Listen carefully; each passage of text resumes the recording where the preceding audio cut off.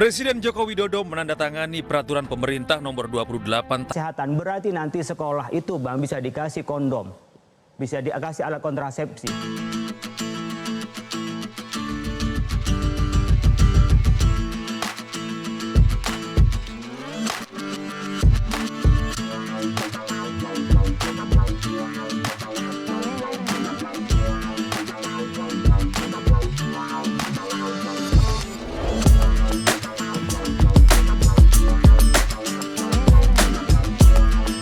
Assalamualaikum warahmatullahi wabarakatuh. Berjumpa kembali dengan Romlia Pratama.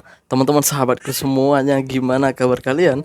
Mudah-mudahan kalian semuanya baik-baik saja beserta keluarganya di sana. Teman-teman sahabatku, buat kalian yang baru gabung, yang baru nonton video ini, silahkan di subscribe dulu, di like dan di komen guys. Buat teman-teman sahabatku yang udah ngedukung support channel ini, terima kasih.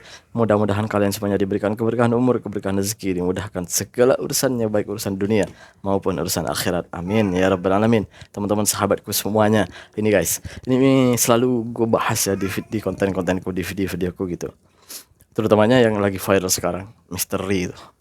Kenapa sih sibuk ngurusin Malaysia gitu ya, cari-cari keburukan Malaysia, cari-cari kesalahan Malaysia? Apa sih maunya gitu, ngapain gitu? Kok gue bingung sama konten kreator Indonesia. Memang nggak semuanya, tapi oknum-oknumnya itu loh, apa sih maunya gitu ya. Aduh ya Allah, ya Allah, kenapa nggak pergunakan sosial medianya itu untuk mengkritik dan mengasih saran yang terbaik buat negara kita? Kan negara kita bukannya sedang baik-baik saja sekarang guys gitu. Apalagi dengan adanya kontroversi, peraturan yang kontroversi, undang-undang yang kontroversi di masyarakat sekarang gitu, dimana ada undang-undang yang ya seakan-akan menghalalkan seks bebas gitulah, pergaulan bebas di dunia remaja gitu. Padahal di dunia remaja ini ya kalau dibebasin ya hancur lah. Mau gimana lagi, udah tahu gimana anak remaja kan. Anak usia muda itu, waduh, nggak bebas aja udah kayak gitu, apalagi bebas kan, ada undang-undangnya gitu ya. Seperti apa videonya? Ini dia guys, ini dia guys. Presiden Joko Widodo menandatangani peraturan pemerintah nomor 28 tahun 2024 tentang peraturan pelaksana Undang-Undang nomor 17 tahun 2023 tentang kesehatan. PP yang diteken pada 26 Juli 2024 ini mengatur ketentuan pemberian alat kontrasepsi bagi siswa dan remaja. Siswa itu pelajar sekolah.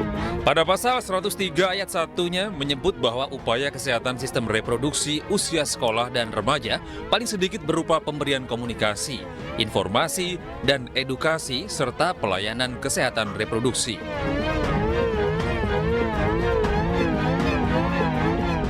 Di ayat 4-nya berbunyi, pelayanan kesehatan reproduksi bagi siswa dan remaja paling sedikit terdiri dari deteksi dini penyakit atau screening, pengobatan, rehabilitasi, konseling, dan penyediaan alat kontrasepsi. PP yang diteken Jokowi ini pun menuai kontroversi, terutama soal penyediaan alat kontrasepsi bagi kelompok usia sekolah dan remaja. Banyak yang khawatir aturan ini akan dianggap sebagai bentuk dukungan hubungan seksual di kalangan anak usia sekolah dan remaja.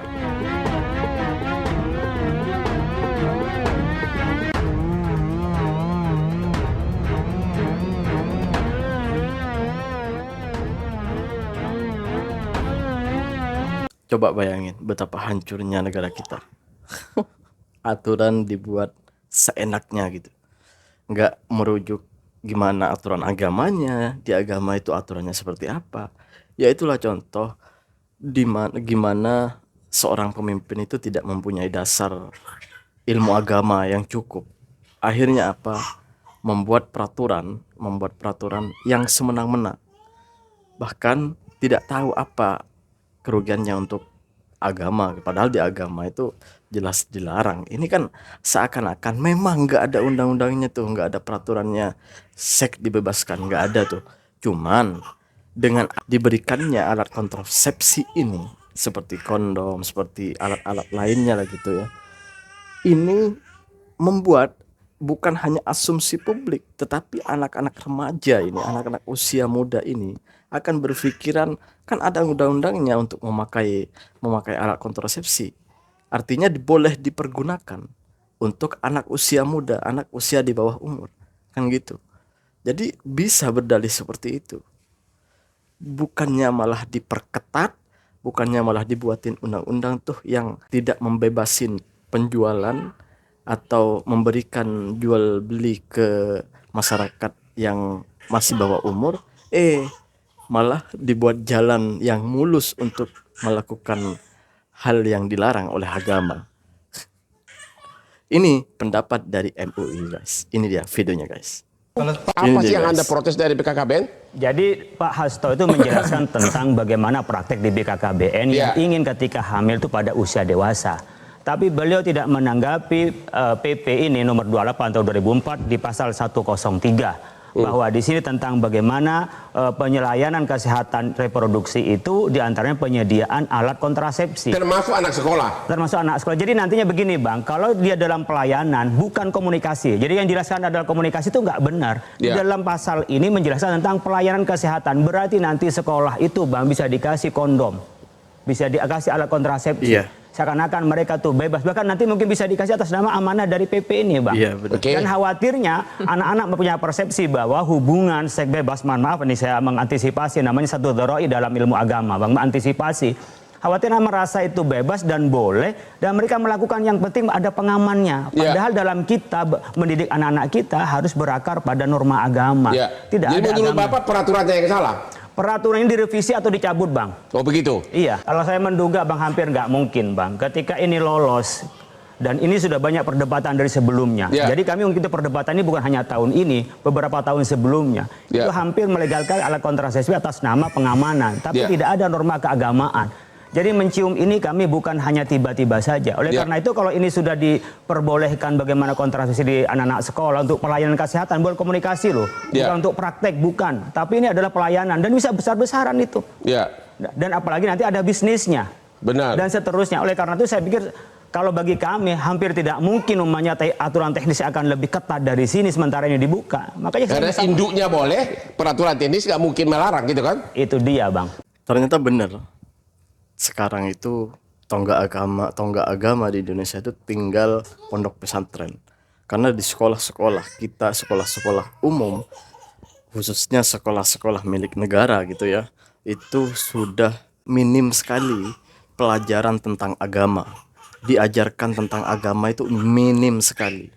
Ini adalah salah satu yang membuat di negara kita itu masyarakatnya gampang ketika ada ajaran baru, ketika ada agama baru, ketika ada penyesatan gampang ikut karena minimnya pengetahuan tentang agama.